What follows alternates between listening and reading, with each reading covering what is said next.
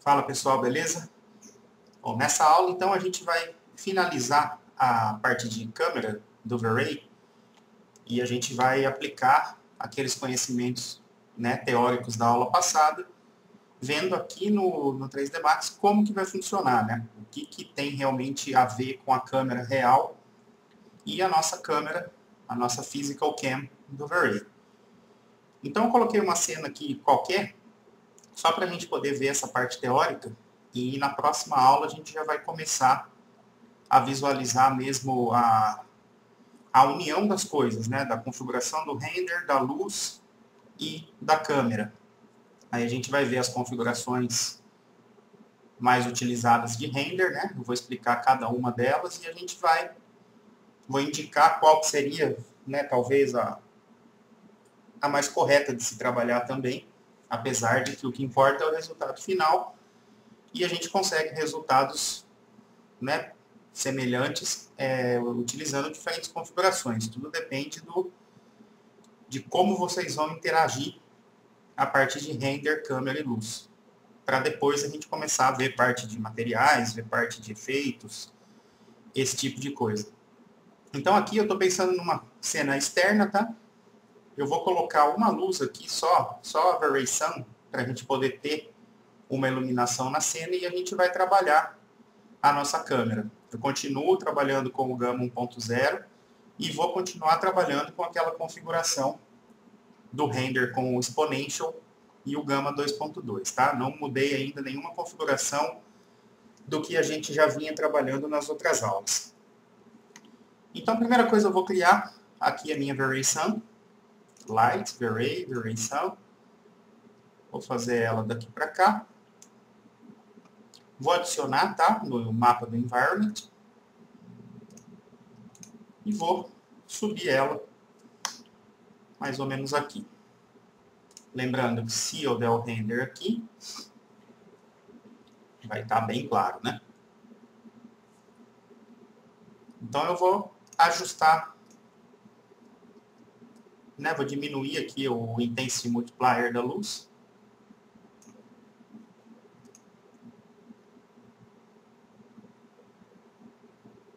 Depois a gente vai configurar na própria câmera, tá? Eu vou fazer as variações aqui para a gente ver. Eu vou jogar o mapa, né, do environment,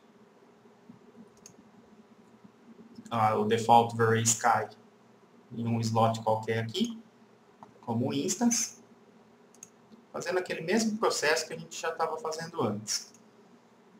Vou ligar o Specify Sun Node e vou pegar a minha luz. Vou só diminuir aqui a intensidade dela. Vamos ver. Ok. Vou deixar assim por enquanto, depois a gente vai trabalhando aqui para ver.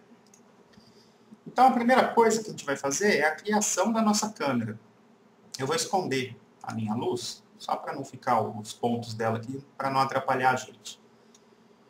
Então, para a gente criar a nossa luz, a gente vai no Create, Câmeras, ao invés de Standard, a gente muda para V-Ray, e aí a gente vai ter a V-Ray Physical Cam.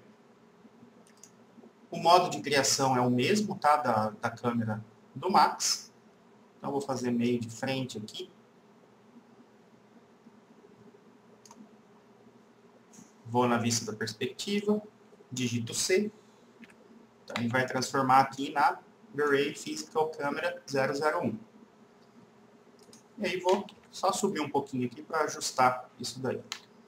Vou deixar dessa maneira e depois eu vou trabalhar a maneira de configurar ela aqui, tá? Vamos dar um render para ver como tá. Observa que já mudou completamente a exposição, né, da nossa cena. Observa que se eu deixar aqui na perspectiva, né, mudar para a perspectiva digitando P, eu tenho essa exposição, que é a que eu tinha controlado antes. E se eu mudar para a câmera, eu tenho essa exposição. Então, tudo vai depender agora da configuração da câmera. Se eu pegar, por exemplo, o meu sol, né, que eu tinha diminuído a intensidade dele. Se eu voltar aqui para 1, por exemplo, que é o padrão que vem, observa o tipo de exposição que eu tenho. Então, por isso que tem aquele esquema que eu falei, de que muitas pessoas dizem que o valor do sol tem que ser 1, né? Porque a gente consegue controlar a exposição de acordo com o valor 1 agora com a câmera, né? Mas isso não é uma regra no caso, tá? Eu vou deixar 1 aqui, por enquanto. Vou mudar aqui o... Só ajustar o céu. Isso.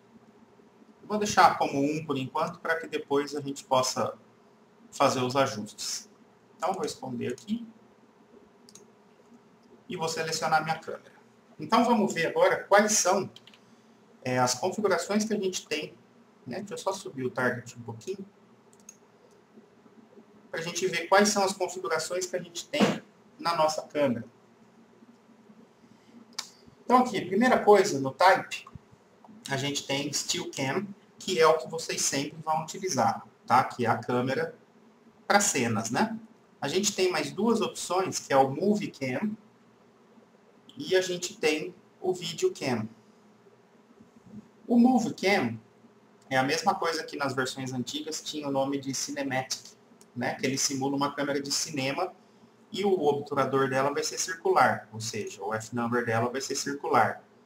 Então já seria uma outra forma de raciocínio, vamos dizer, né? E a gente tem o Video Cam, que simula uma câmera de vídeo com um disparo mais lento, e a matriz dela é o CCD. Tá? Essas seriam as definições, mas não se preocupem nessa parte, tá? Sempre utilizem a Still Cam, que é a câmera normal, né? Com todas aquelas configurações que eu passei na aula passada. Depois disso, a gente tem o Target, né? Que seria para ela ter o Target. Observa aqui o Target dela. Se eu desligo o Target, some. Também a gente sempre vai deixar ela com o Target, tá? Depois a gente tem duas coisas aqui, que é o Film Gate e o Focal Length. O Film Gate, ele é o tamanho horizontal da abertura, né, do filme em milímetros. Então, esse valor aqui, ele leva em conta as unidades do nosso sistema de configuração para produzir o tamanho correto. Normalmente, pensando em filmes normais, né, reais, esse Film Gate varia 35, 36, alguma coisa desse tipo. Então, nesse valor, vocês não vão modificar, tá? Se eu aumento ele aqui, ó, observa que ele aumenta o tamanho da minha lente, ó. Olha ali na vista top, vocês vão ver que o meu campo de visão aumenta, tá? Mas esse valor aqui, por padrão, a gente vai manter o 36 que ele vem. O que a gente vai mexer é no Focal Length, que é o valor de baixo, que é o comprimento focal da lente da câmera.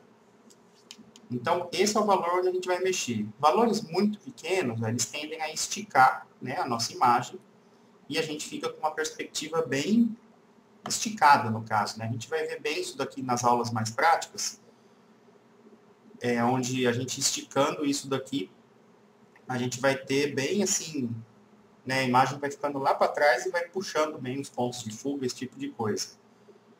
E quanto maior esse valor, mais eu vou aproximar, né, o meu desenho.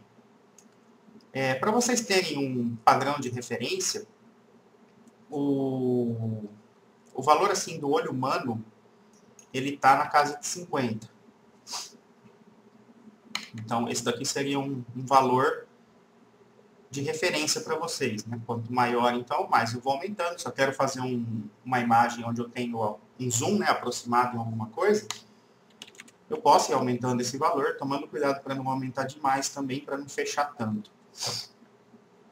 Uma coisa importante desse valor é que quanto mais fechadinho for, né, ou seja, quanto maior for o valor, mais ele vai contribuir depois para a gente gerar o efeito de depth of field, tá? câmeras muito abertas, né, se eu diminuir bem o valor aqui, por exemplo, a gente já fica com o nosso depth of field comprometido, né? Não fica tão assim legal o nosso efeito, ao passo que a gente fechando esses valores, a gente já consegue um efeito bem melhor. Então é um negócio para se pensar no caso, né? Eu acho assim que tamanhos menores a gente não deve, né, deveria passar abaixo de 28. Então trabalhar no mínimo com 28, se for uma cena bem aberta, né, no caso. E primeiro passo, manter mais ou menos 50 e ver o que está acontecendo. No nosso caso aqui, eu vou manter aqui os 50. Vou só ajeitar para ficar meio que uma em cima da outra. E aí é o seguinte, depois que eu ajeitei os 50, se eu quiser aproximar aqui, por exemplo, eu não preciso aumentar aqui para não perder essa minha lente, tá? Essa abertura minha de lente. Eu posso mexer aqui na parte do zoom, ó, e mexer no primeiro, no Dolly Camera. E aí eu aumento. Observa que eu estou movimentando a minha câmera, né? Só que a minha lente focal ali não está sendo modificada. Então essa é uma maneira legal de vocês trabalharem. Vocês jogam em 50, né? No caso, se não for nada muito focado, e se couber, né, esse valor na cena de vocês. Às vezes tem que ser um pouquinho menor. E depois trabalha com o Dolly Camera para a gente aproximar mais, né? Pode mexer no zoom e tal, para ajustar melhor o valor. Então tá, vamos dar um render do jeito que tá. Então essa daqui vai ser a nossa cena. Só para mostrar a nossa configuração do render. Então eu estou, mesma coisa, o DMC 1.3, meu environment com aquele azulzinho, o color mapping está exponential, vou ligar o ambiente occlusion, e radiance map está 20, 20, light cache 200, 0,002, o light cache for glossy rays ligado, o filter nearest, e no settings, 0,05, tá? 1, 8, tudo daquela mesma maneira. Beleza. Depois eu tenho esse valor de baixo, que é o FOV. Que se eu ligar ele, ele vai alterar automaticamente os valores aqui, ó. Ele está relacionado ali com o focal length. Então, eu regulo só o meu focal length, ó. Observa que minha câmera está no mesmo lugar, eu estou só abrindo. E aqui eu estou trazendo ele de volta. Seria uma outra maneira, mas eu não costumo trabalhar com o FOV. Eu trabalho direto aqui, né? Coloco o 36, né? No film gate normal. E eu vou trabalhando direto aqui no focal length, sem ser no FOV, que é o Field of View.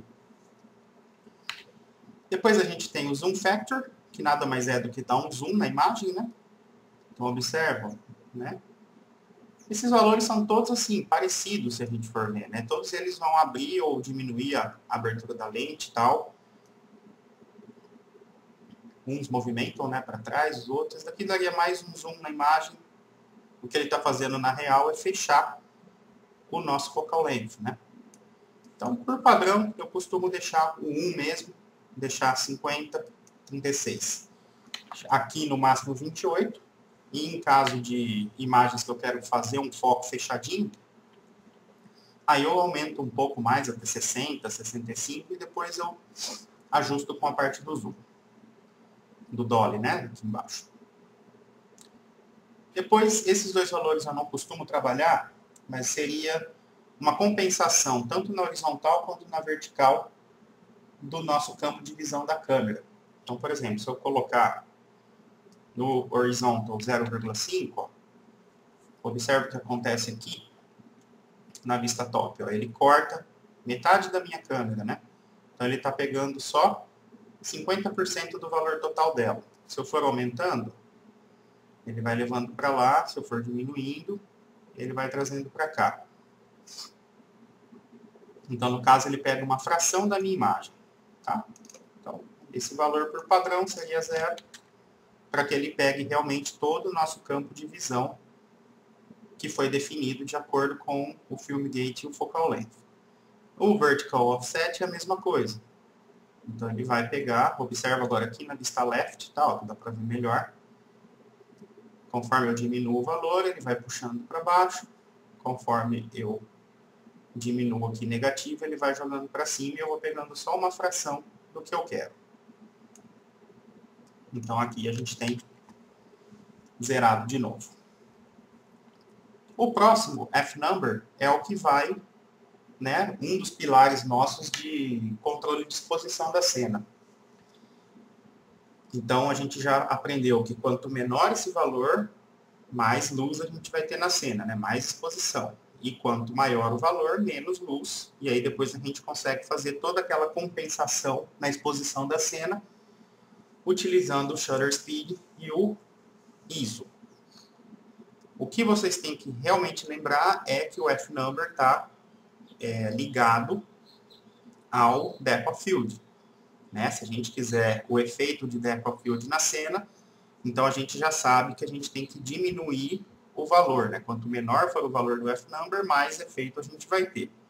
Só para fazer um teste, eu não vou falar do depth of field ainda, porque ele está lá mais para baixo. Mas olha só, dando um render com o F-number 8, a gente tem essa iluminação.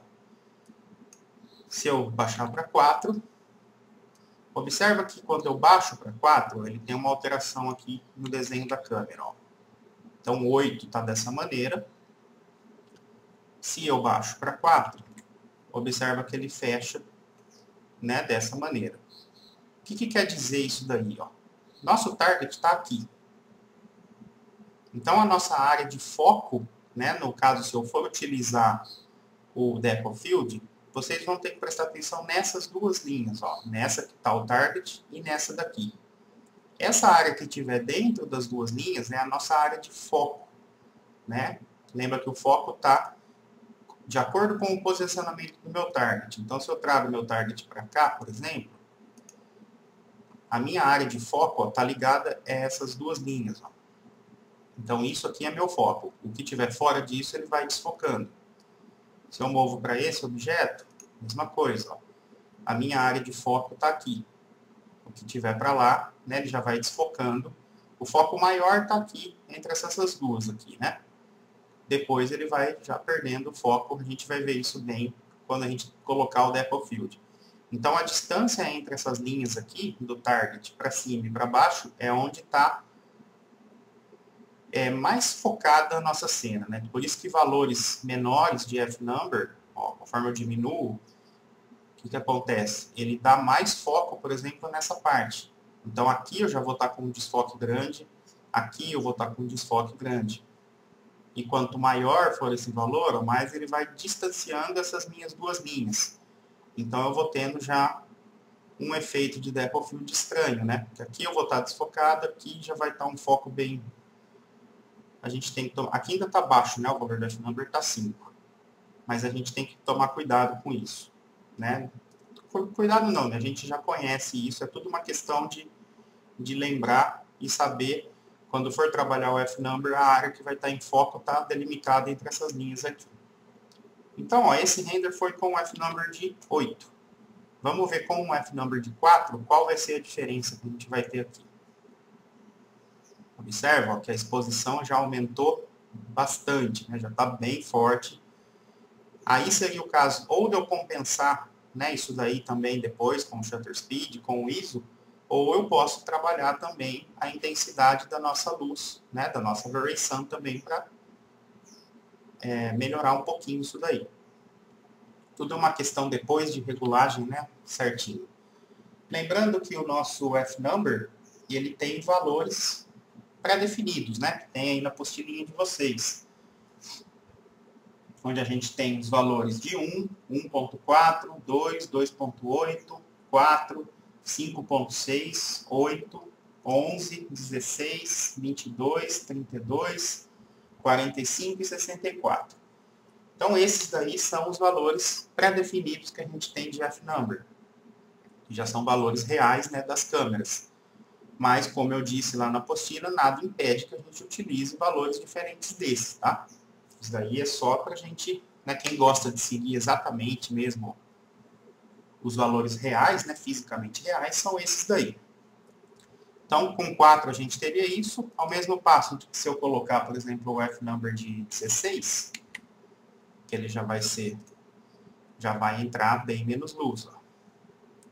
Então, eu já consigo ter uma exposição totalmente diferente na minha cena. Como que geralmente eu começo a trabalhar minha cena? Eu sempre começo a trabalhar minha cena com o F-number 4.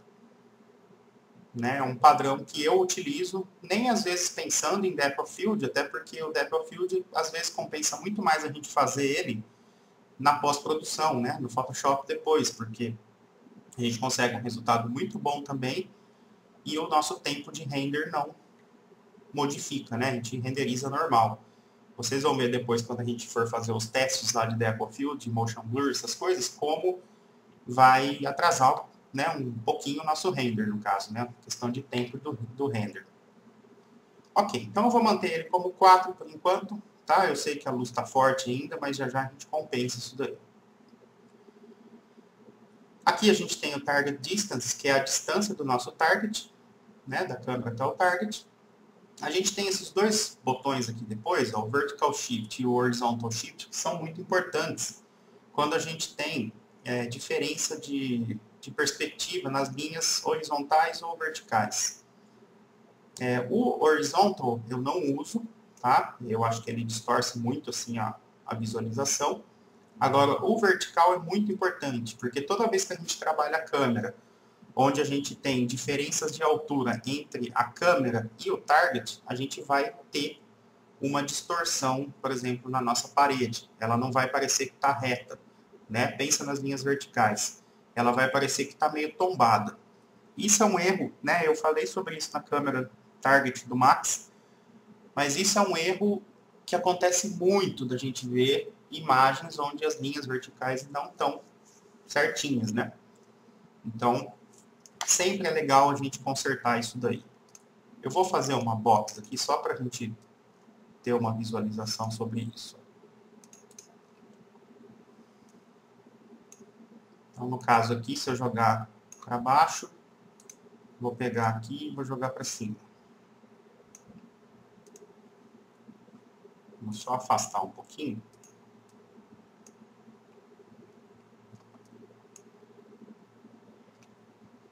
Aqui a gente consegue perceber, ó, esse efeito. Observa que a minha parede, ó, ela, né, aqui seria a reta dela, vamos dizer. Então, observa que ela está tombando, né, no caso. Então, para que a gente não fique com ela tombando dessa maneira, a gente vai fazer a correção aqui pelo Vertical Shift. Ao invés de eu colocar o valor, eu tenho esses dois botões aqui embaixo, o Gas Vert e o Gas Horizontal, né? Então, se eu clicar no Gas Vert, ele vai dar um jeito de colocar a minha perspectiva correta, né? Uma perspectiva de 2 pontos. Então, eu vou clicar, observa que ele conserta. E aí ele joga para mim o valor aqui, 0,227 foi o tanto que ele precisou, né, para corrigir a perspectiva. Então, conforme eu diminuo o valor, mais ele estica. Conforme eu aumento o valor, ele estica para o outro lado. Então, para a gente não ficar procurando, né, o que acontece, a gente clica no Gas Vert para que sempre a gente tenha as linhas verticais retas. A não ser que vocês estiverem fazendo, por exemplo, uma câmera de um prédio, onde vocês estão olhando de baixo para cima, né, lá para cima mesmo. Então, aí, às vezes, se a gente clicar no Gas Vert, vai ficar muito estranho, né? Porque ele vai deixar tudo reto, vai perder todo o sentido da perspectiva. Que é aquele esquema do tipo lá de enquadramento que tem, né? Aquela foto lá na apostilinha, olhando aquela torre lá de baixo para cima. Aí é legal a gente ter uma perspectiva focando. Só que, às vezes, a gente pode regular um pouquinho, né? Só para não ficar, ao invés de clicar no Gas Vert, vocês podem mexer no Vertical Shift só para ficar... né, não dá tanta distorção, né, para não ficar aquele negócio muito esquisito. E o lance do Gas Horizontal, deixa eu voltar aqui para ficar do jeito que estava.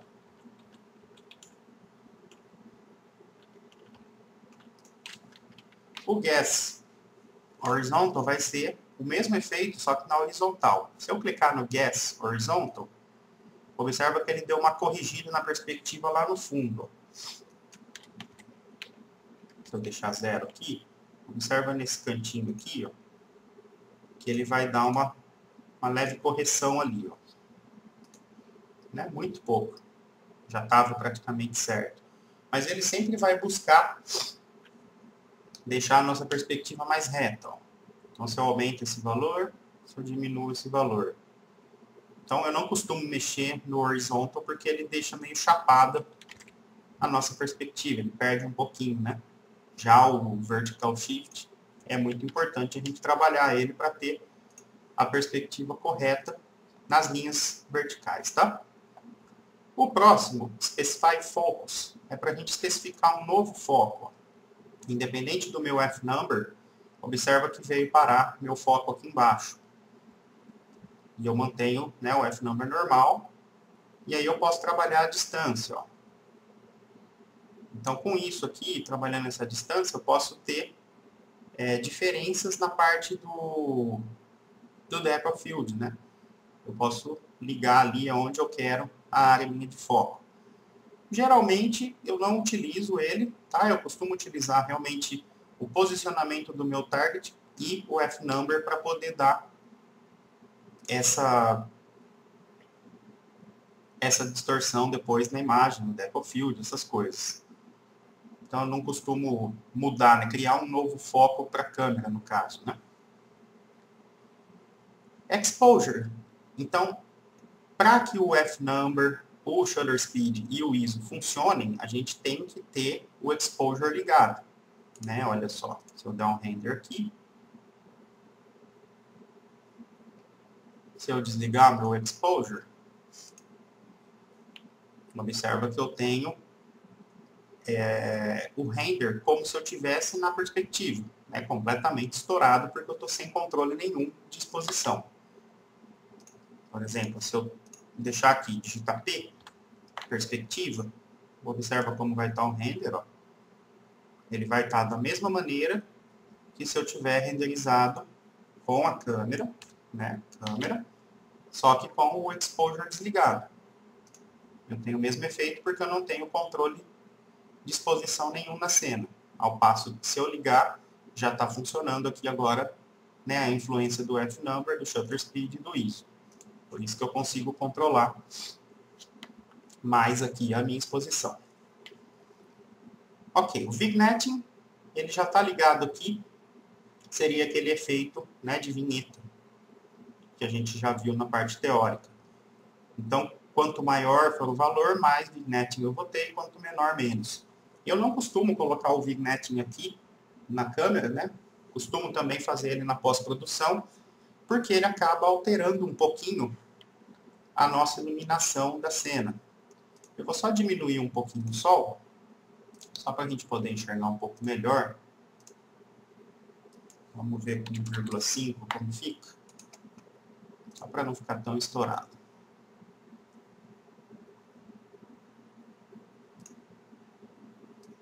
Vou deixar com 2.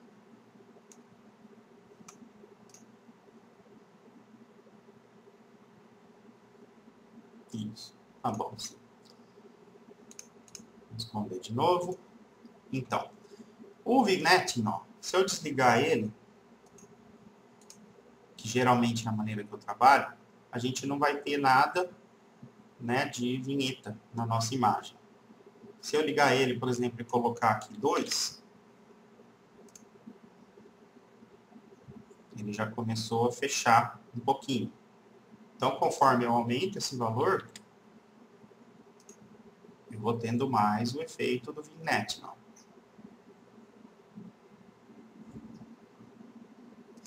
Deixa eu tirar o vertical daqui. Ele estava influenciando ali.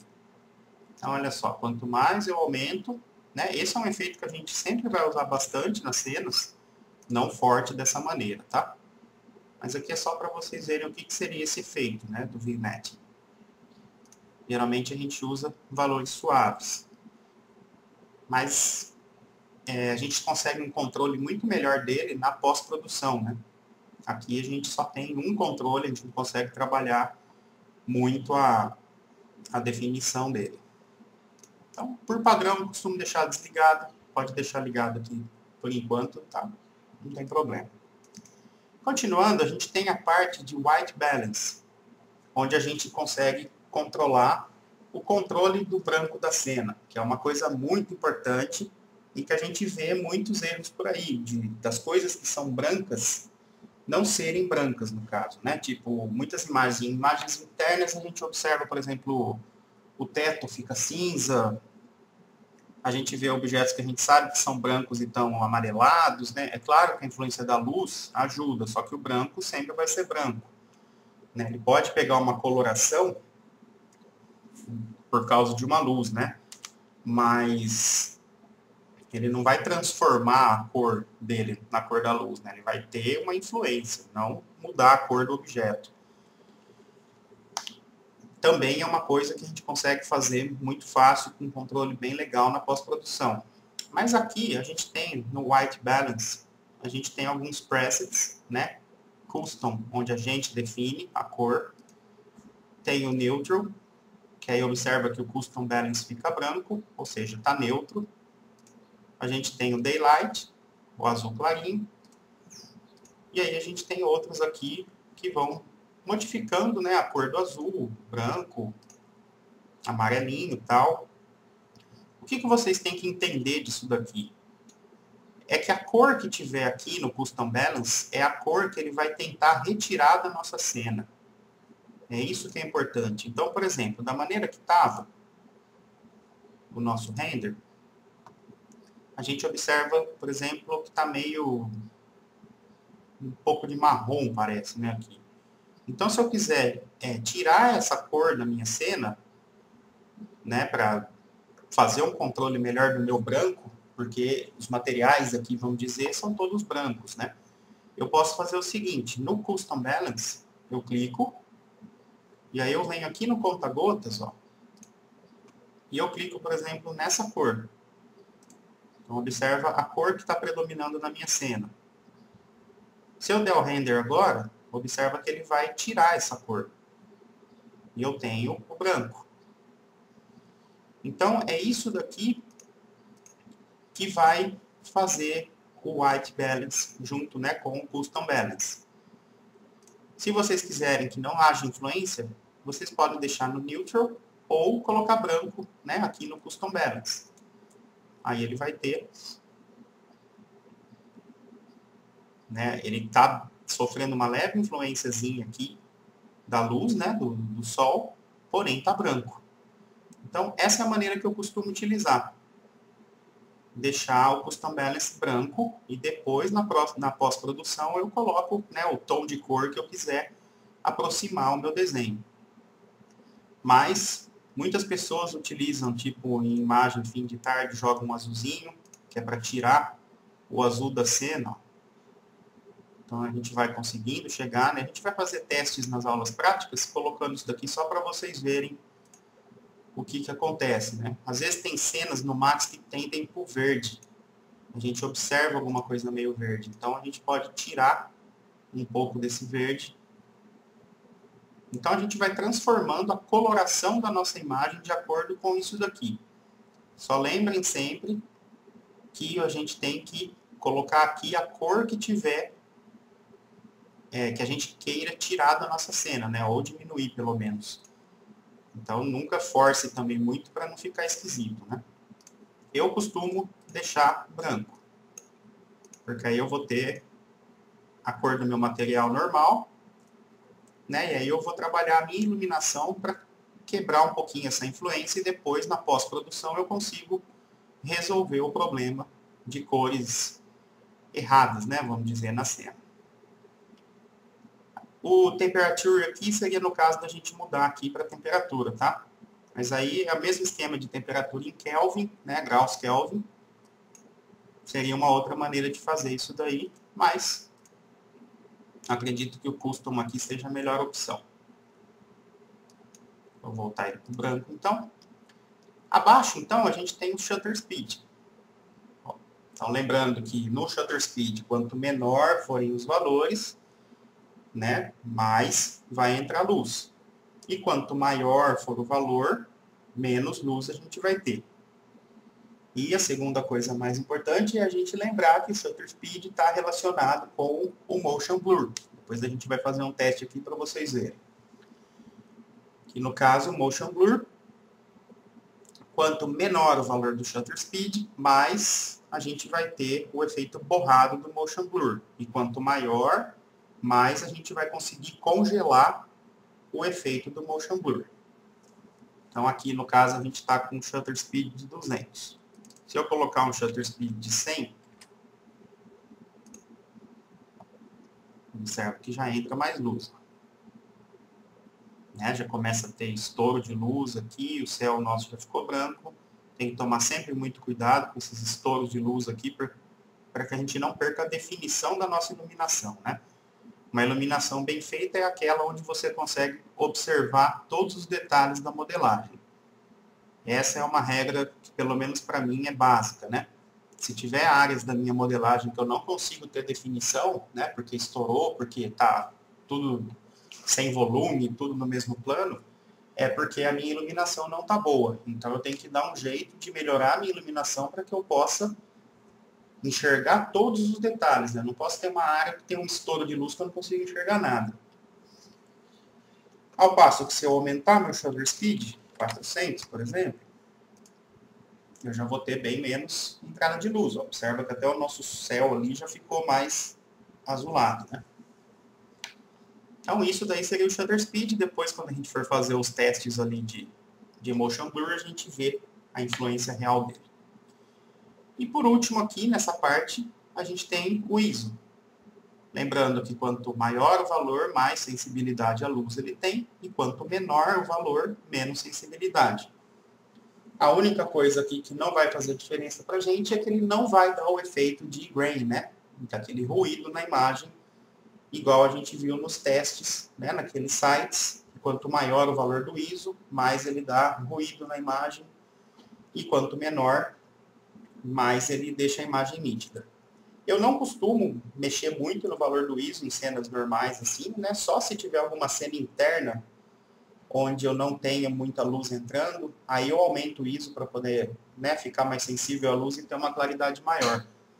Mas geralmente eu fico no ISO entre 100 e 200 e resolvo o problema de exposição do F-number e do shutter speed. Mas no caso, se eu botar um ISO aqui de 500, observa que ele já clareia bem também. Os três valores a gente consegue, né, clarear ou escurecer mais a imagem. Aí a combinação deles é que a gente vai chegar numa exposição legal e vai ter a possibilidade dos efeitos, né, de depth of field e motion blur. Então, por exemplo, aqui está com muita exposição, vamos tentar 200. Já está um pouquinho mais equilibrado, né, a nossa exposição. Posso baixar aqui, por exemplo, 350. Isso aí. E assim a gente vai trabalhando, né, até conseguir a iluminação da maneira que a gente quer. Isso vai ficar muito mais nítido nas próximas aulas, né, onde a gente vai praticar isso em cenas reais, que aí a gente vai conseguir ver.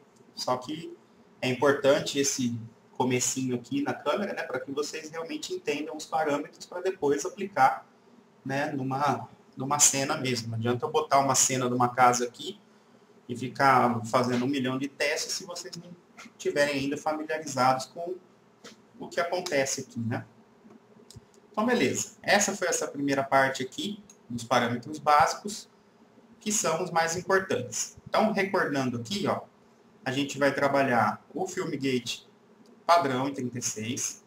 A gente vai variar o nosso focal length, né? Lembrando que se eu diminuo o valor do focal length, eu vou tendo a distorção, a perspectiva um pouco mais esticada. E quanto maior o valor do focal length, melhor vai ser para eu fazer imagens em foco. Depois eu vou, né, definido os 50 aqui, a gente trabalha com o dolly aqui embaixo para posicionar mais ou menos aqui onde a gente quer. A parte do F-number, né, que eu já falei bastante. Lembrando sempre do vertical shift, né, fez a câmera, deu diferença de altura entre a câmera e o target, a gente vai ter uma leve distorção na parte vertical das linhas, né? Então, sempre clicou, né, para ele corrigir isso daí. O exposure sempre ligado. O vignetting, eu não costumo deixar ligado aqui. White balance. Por padrão, eu jogo custom e coloco branco, tá? É a mesma coisa que colocar um neutral, dá na mesma, ele é branco do mesmo jeito. E lembrando que a cor que está aqui é para ser retirada da cena, tá? Se tiver meio esverdeada a cena de vocês, vocês podem jogar um verdinho aqui que ele controla a exposição aí do branco. E shutter speed e o ISO, que formam aí a parte final. Depois a gente vem para algumas partes de efeitos, ó. Então a gente tem o primeiro dos efeitos, que é o bokeh, que a gente viu, que são aqueles brilhos, né, que acontecem lá na imagem. Eu não tenho costume, né, como eu disse, de usar isso daí. Nunca, para falar a verdade, nunca utilizei em imagem alguma. Daqui a pouquinho a gente fala sobre ele, que eu preciso só mostrar o Depth of Field primeiro, porque ele depende, né, do Depth of Field. Então vamos ver, vamos testar o nosso Depth of Field agora. Primeira coisa que eu vou fazer, eu vou pegar o meu target. Aqui no centro. E eu vou trazer o foco dele aqui. Nesse primeiro aqui. Vou ver ele um pouquinho mais para frente.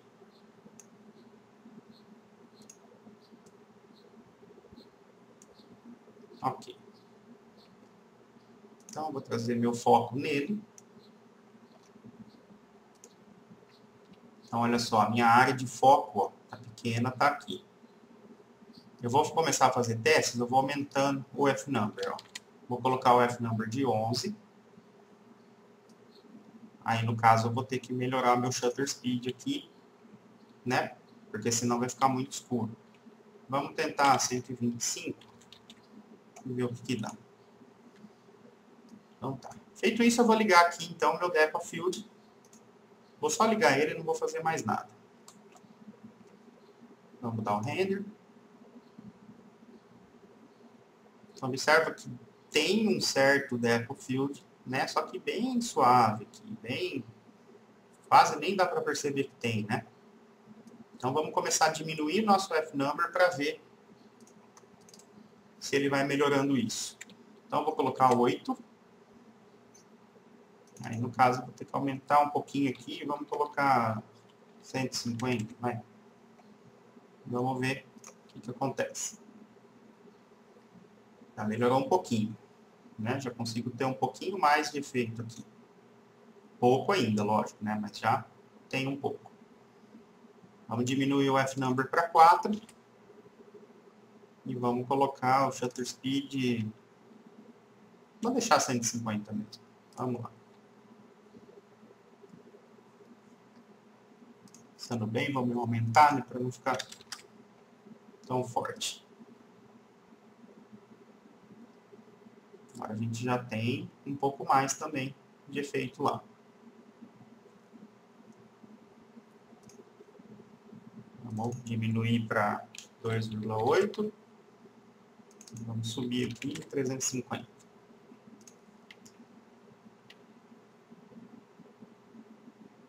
Já observa que só diminuindo o nosso F-number, né, a gente já vai tendo mais efeito, né?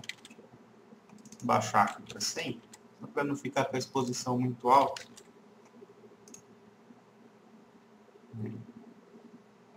Então, observa que agora a gente já começa a ter um efeito melhor.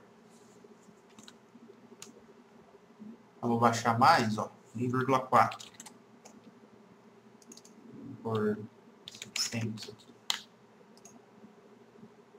Um pouquinho mais. Então, observa, eu estou mantendo o meu ISO em 100, tá? Eu estou só controlando, ajustando a exposição pelo shutter speed. Então, eu diminuo o F-number, eu aumento ele. Só para não ficar tão... Vou aumentar mais um pouco, só para começar a aparecer o céu um pouquinho.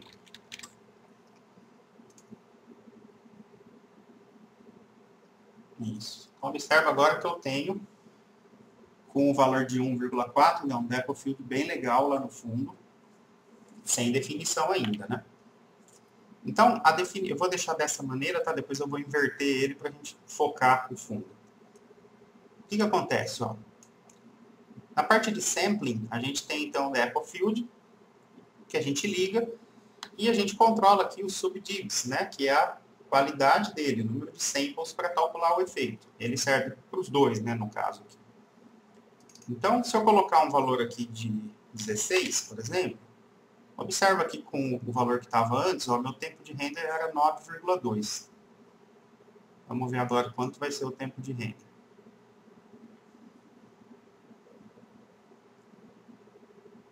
Já melhora bem o efeito, né? Não fica tão... Claro que aqui depende da configuração de render também para a gente ter uma melhor definição, né? Está trabalhando com pouca definição no render. Só para a gente ir fazendo os testes aqui de tempo, né, de render. Tinha sido 9,2, né, alguma coisa do tipo. Observa que já demorou bem mais. 39,4. Então, esse valor aqui do subdivs é bem... 24. Bem complicado, né? Por isso que a gente acaba colocando o efeito de Depth of Field depois na pós-produção. Porque ele, né, tende a demorar. Imagina que eu estou com pouquíssima coisa, né, na cena. A configuração de render está bem baixinha, né? Quase sem definição. E aí a gente vai, só de colocar o efeito e aumentar o subdivs, a gente já... Claro que fica bem melhor, né? Fica bem legal assim, mas haja tempo de render. E a gente consegue trabalhar isso daí fácil na pós-produção e ter o mesmo efeito que está aqui rapidinho, né? Sem precisar de render nem nada. Eu vou deixar só mais esse render com esse valor de subdivs para vocês poderem ver a diferença. De 9 foi para 39, vamos ver agora para quanto que vai. E aí depois a gente vai inverter o efeito para a gente ver o desfocado aqui na frente e o foco lá no fundo. É um efeito que é muito utilizado, né? Muito. Quase todas as fotos, quando fecha o foco, ela dá esse efeito. Eu acho super válido utilizar, desde que, né, da maneira correta, que não fique estranho, né? Quase lá. Ó, de 39 foi para 1 minuto e 26. Então vocês observam que realmente o tempo de render judia, né? Então vou deixar aqui com 8. Vamos só inverter agora para vocês verem. Vou pegar meu target e eu vou levar aqui. Nesse outro aqui. No segundo, né? No caso. Então agora a minha área de foco está aqui. Então esse daqui vai estar focado. Provavelmente os dois do fundo não. E aqui bem desfocado. Vamos ver.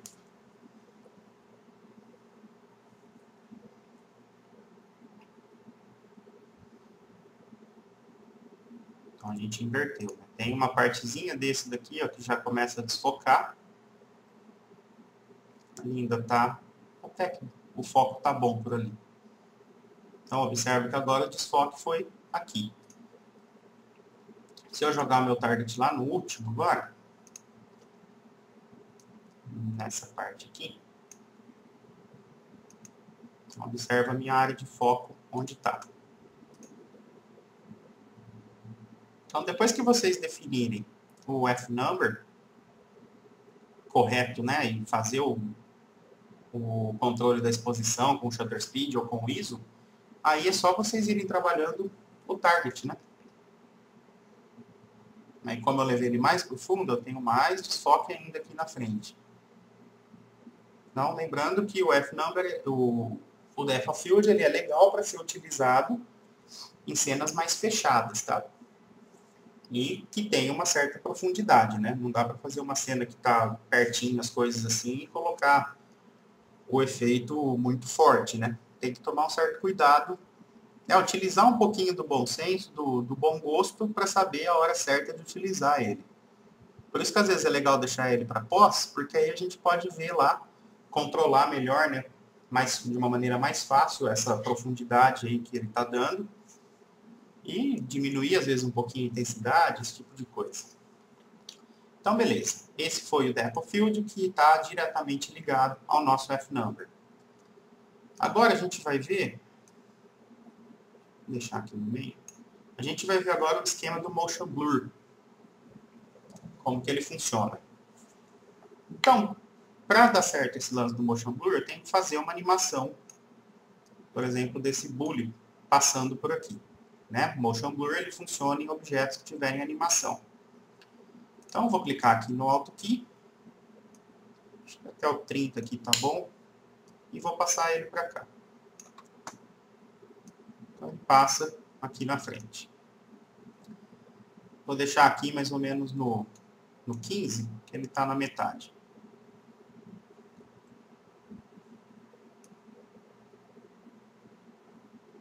Isso, aqui tá bom. Aí não depende, tá, de posicionamento de target nem nada. Depende só dele mesmo. Eu vou até esconder essas outras aqui para a gente visualizar só ele. Então é o seguinte, se eu der o render agora, do jeito que tá, observa que ele tem um leve movimento, que ainda é causado pelo depth of field, né, que eu não desliguei ainda, por isso que está assim. Então vamos lá, ó, vou desligar o depth of field, vou ligar o motion blur. Então, o motion blur está ligado diretamente ao shutter speed. Meu shutter speed está bem alto. Então vamos ver como fica o render.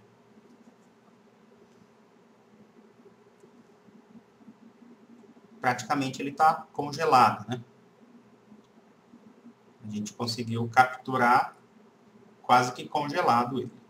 Então vamos começar a baixar isso daqui. Vamos colocar metade, 600. E agora vamos subir, né, o nosso F-number para compensar a iluminação. Agora ele não tem nada a ver com o efeito.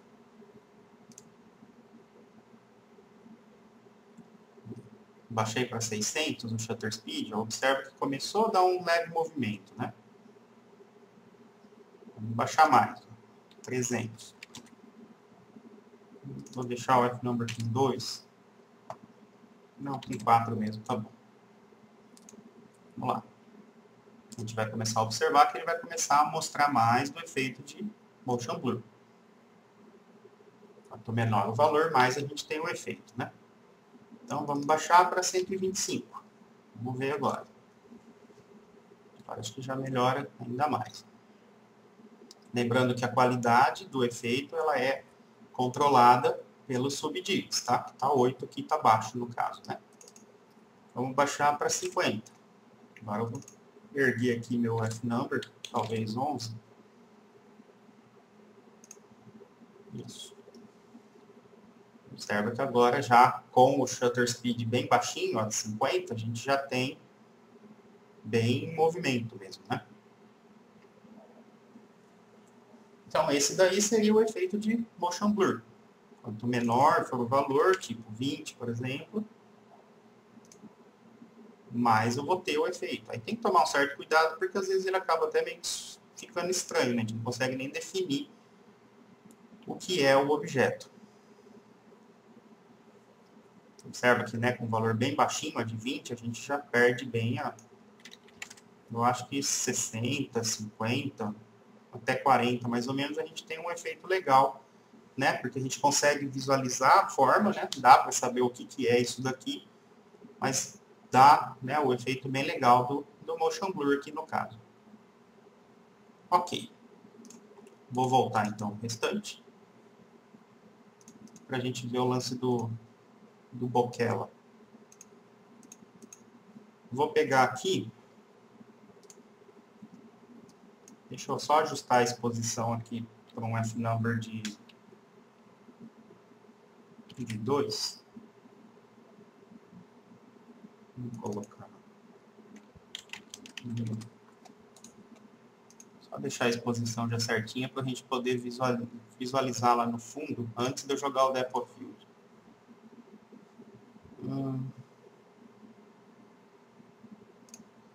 Deixa eu mexer um pouquinho aqui na no Sky.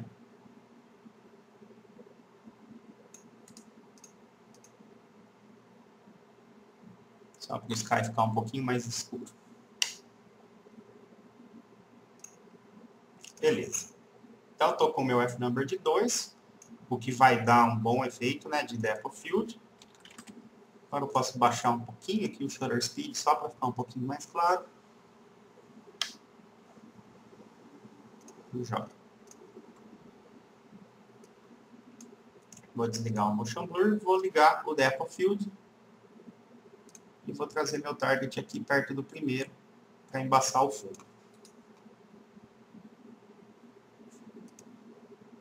Mais ou menos isso. Vamos ver. Vou acertar primeiro o Depth of Field para depois colocar o perfeito lá atrás. Ok. Foco aqui na frente e lá no fundo desfocado. Então, o lance do nosso bokeh, a gente tem que trabalhar com objetos, com luzes, né? Que vão dar aquele efeito daqueles estourados, igual a gente viu na aula passada na apostila. Então, para isso, eu vou criar algumas Very Lights, como esfera, né? Como Sphere. Vou criar uma aqui. Todas elas lá atrás, para elas terem o efeito, né, do desfocado. Eu vou copiar primeiro tudo como instance. E aí depois a gente vê a propriedade dela. Vou copiar algumas aqui. Eu nem vou me preocupar em trocar a cor dela, nada. É uma de cada cor no caso, né? Mais ou menos isso. Então tá, vou mudar uma, né? Vamos só colocar uma corzinha laranja mesmo. Tá. Vamos ver como tá isso daqui.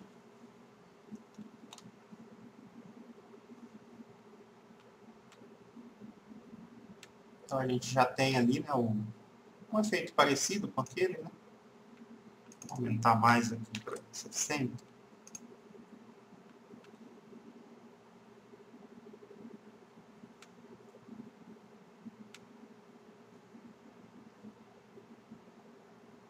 Ok. E aí uma das coisas aqui na câmera tem a parte de blades, que ele vai fazer a quantidade de polígonos, né? Às vezes isso no meu aqui nem aparece direito. Depois ele aparece por dentro, isso daí. Vamos mexendo no resto. A gente tem o rotation, onde a gente vai rotacionar, né, esses efeitos. Depois que eu mexer no último aqui, ó, que seria a anisotropia, que é o esticado, né? Ele vai de 0 a 1.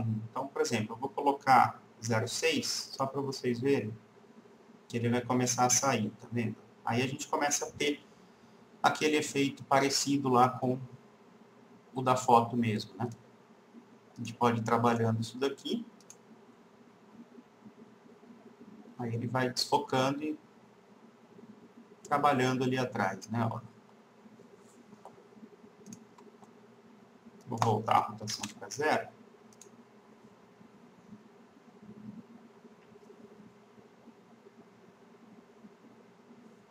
Eu acho que é um tipo de efeito que fica melhor fazer na pós-produção também, se for usar, né? Eu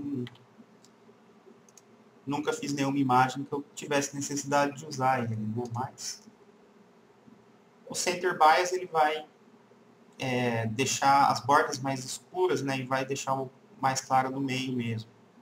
Deixa eu aumentar bem esse valor para a gente ver. Vou só tirar a anisotropia. Aí ele escurece mais as bordas. Ó. As bordas ficam mais escuras e a gente vai controlando isso dentro dele. Valores negativos seria o contrário. Não, aí ele fica bem claro de tudo mesmo, né? Não tem esse efeito. Vou anisotropia de novo. Observa que como ele está totalmente claro agora, então a anisotropia ela faz só uma... Dá para ver um pontilhadinho em volta só, né? Ele perde o efeito do desfoque ali. Então, isso daqui seria o efeito do bokeh, né? Essas luzes brilhando, essas coisas. Observa que eu, alterando ali, ele acaba alterando também o que está próximo dele ali.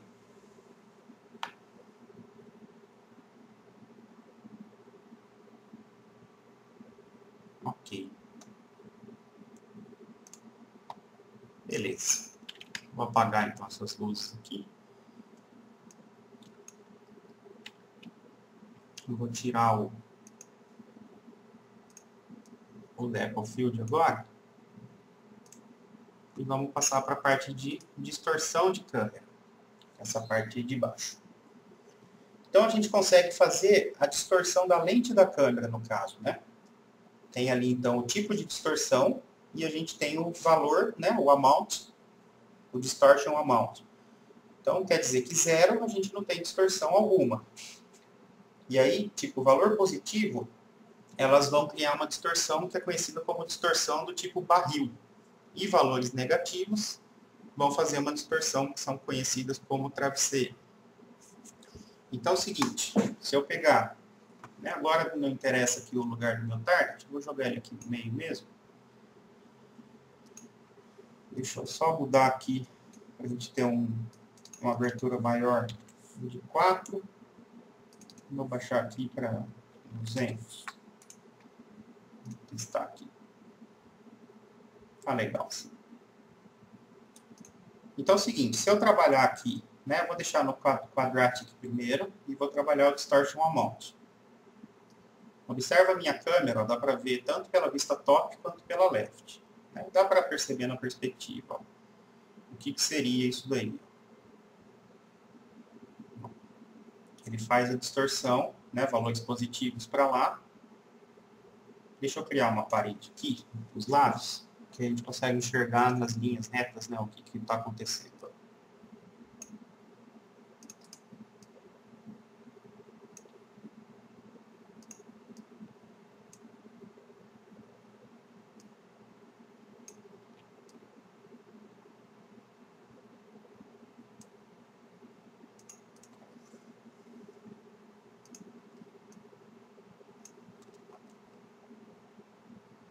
Então, olha só. O tipo de distorção. Isso daqui é legal utilizar, tá um pouquinho. Eu costumo fazer na pós também, essa distorção. Mas observa que ele vai criando nessa... Geralmente eu uso para esse lado, né? Que seria o valor negativo, que eu jogo essa distorsão lá no Photoshop, bem suave. Observa que a gente consegue visualizar, né? Essa curva que ele está fazendo aqui. Então, se a gente for utilizar isso aqui, tem que ser valores bem baixos, né? Porque senão acaba ficando esquisito. Ao mesmo passo que se a gente fizer o valor inverso, a gente observa, né, bem a distorção que está sendo criada. Então, essa seria uma maneira de criar a distorção na nossa imagem, na câmera, né, na lente da câmera. Se for utilizar aqui, deixa eu ver, uma leve distorção, é valor bem baixo, tipo ou 0,1 ou menos 0,1. Isso depende do que vocês estiverem fazendo, ver se quer, né, ter uma distorçãozinha na câmera. Mas na pós-produção, pelo Lens Correction, é um negócio que dá para fazer mais fácil, né? E a gente tem também mais outras opções. Cúbica, né, que seria um outro tipo de distorção.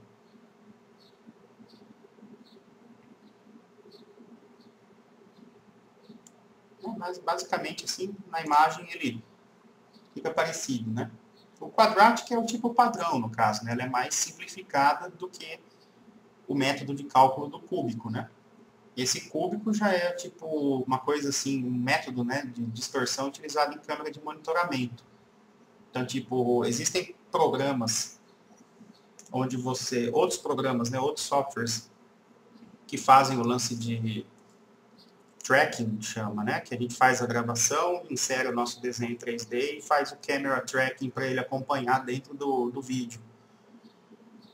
Então, geralmente, a gente tem o Cintrais, tem o Boju, tem outros programas também, eu não conheço muitos porque eu nunca trabalhei com eles, mas o Boju talvez seja o mais famoso para fazer esse esquema de camera tracking.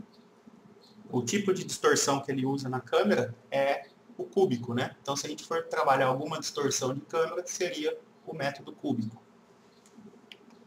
Que no final ele acaba distorcendo a imagem também, né? A gente observa essa distorção. Depois a gente tem o lens file, onde a gente teria um arquivo de lente mesmo, né, para adicionar. Eu não tenho nenhum. E a gente tem o texture, onde a gente pode colocar a partir de um mapa a distorção. Então, assim, eu penso que se vocês forem trabalhar a distorção de câmera, utilizar o Quadratic e ser o mais suave possível aqui, só para ele dar realmente uma leve distorçãozinha, né? É válido, tá? Tipo 0,1, menos 0,1, alguma coisa do tipo. Só tomar cuidado e observar para ver se não está fazendo barriga na imagem, né? Se estiver fazendo uma barriga na imagem, dá para perceber a curva, aí está demais. Compensa vocês diminuírem esse valor. Vou deixar com 0,1 mesmo aqui. E essa última parte, Horizon Line, seria para a gente visualizar aqui aonde está a nossa linha do horizonte. Observa que quando eu clico aqui, ó, deixa eu deixar aqui na vista da câmera, essa linhazinha preta aqui, que criou aqui atrás, ó. Tá? Então, essa daqui seria, vou deixar assim, em wireframe, ó, essa seria a linha do horizonte. Então, ela serve, né, ela é muito boa para que a gente visualize onde estaria o horizonte da nossa cena. Para o caso, assim, de colocar algum background, né, alguma imagem, a gente tem ali marcada a nossa linha do horizonte. Ela facilita bastante a inserção, né, do background na cena. É um recurso que vocês podem utilizar para visualizar melhor onde está essa linha do horizonte, né? Para não colocar um background totalmente sem compatibilidade com a altura de câmera, né? Essas coisas que vocês fizerem. Conforme eu subo a minha câmera, ó, a linha do horizonte vai subindo. Conforme eu desço, né, ela vai diminuindo. Então, é um recurso bem legal para que vocês tenham uma referência, né, de onde está a linha do horizonte. Para quando colocar um background lá atrás, ele bater o horizonte com o posicionamento da câmera de vocês. Depois a gente tem o clipping, que a gente já viu na câmera, né, target, que é a mesma coisa, onde a gente faz o corte, né. Então, a gente tem o far clipping plane, que é essa linha vermelha que apareceu aqui, e o near, que vai estar coladinho aqui, não dá nem para ver ainda porque ele está 0. Então, conforme eu trabalho o near, né, eu vou aumentando os valores aqui, ele começa, ó, dá para perceber já na vista left e na vista top, que ele começa a subir. Então, eu já vou cortando ali a minha cena, né? Tipo, se eu deixar ele aqui, der o render, ele vai cortar até ali. Da mesma maneira, o far, né? A gente trabalha do fundo para frente da nossa cena. Então, esse é um recurso que a gente pode utilizar, né, em cenas internas. Mesmo esquema do enquadramento que eu falei da câmera, tá? É o mesmo funcionamento, só muda mesmo aqui o nome. Isso aqui a gente vai utilizar mais em cenas onde tem ambientes menores, né? Esse tipo de coisa que às vezes a gente, para posicionar a câmera, fica um pouquinho difícil. A gente tem a opção de jogar a câmera mais para trás e usar o clipping, né? Seguem as mesmas considerações que eu fiz a respeito do clipping da câmera padrão do Max, tá? E essas duas opções que eu tenho aqui, Near Environment Range, Far Environment Range, elas estão ligadas ao recorte de efeito atmosférico. Então, por exemplo, se a gente estiver utilizando alguma coisa de neblina, alguma coisa assim, a gente consegue controlar esses efeitos, né, atmosféricos, o corte dele, né? Tipo aqui na frente, às vezes eu ponho uma neblina, ela tá bem forte em tudo aqui, e eu quero cortar essa neblina daqui da frente, deixar ela mais lá no fundo só, eu consigo trabalhar, né, pelo Near Environment. Assim como o contrário, eu quero a neblina mais forte aqui na frente da cena e lá no fundo sem, eu trabalho com o FAR. E o Show Cone, que no caso é o cone aqui da nossa câmera, né? Eu tenho as opções aqui, Never. Ele nunca vai ficar o nosso cone aqui aparecendo, né? Ele fica só a câmera e o target. Se eu deixar no Selected, só vai aparecer quando tiver selecionado a minha câmera. E se eu deixar no Always, ele sempre vai aparecer o cone da minha câmera, independente de eu ter selecionado ela ou não. Então, isso aqui vai de gosto, eu não costumo mexer. Geralmente ele está no Selected, né? Fica mais fácil. Ficam menos linhas, né, aparecendo quando a gente não tem ela selecionada. Maravilha. Então, essas daqui são as configurações que a gente tem da parte de câmera. Então, com essa aula, a gente finalizou a primeira parte importante do V-Ray, né, que seria a parte de render, conhecimento, né, teórico de render, conhecimento teórico de luzes e conhecimento teórico de câmera. Eu acredito que agora vocês têm uma base teórica completa de todos esses parâmetros, né? Já tem como saber o que está fazendo. Então, agora sim, a gente vai, a partir da próxima aula, começar a aplicar esses conhecimentos e visualizar configurações de render, né, mais utilizadas e começar a trabalhar a parte de iluminação, câmera e render em conjunto em cenas reais. Então, seria legal vocês darem uma revisadinha nessas aulas para ver se ficou alguma dúvida sobre render, câmera e luz, né? Para que não fique nenhuma dúvida agora, para que a prática seja bem tranquila e que vocês consigam desenvolver aí vários resultados legais a partir da próxima aula, tá joia? Então, vamos lá estudar. Bons estudos, né? Até a próxima aula. Tchau!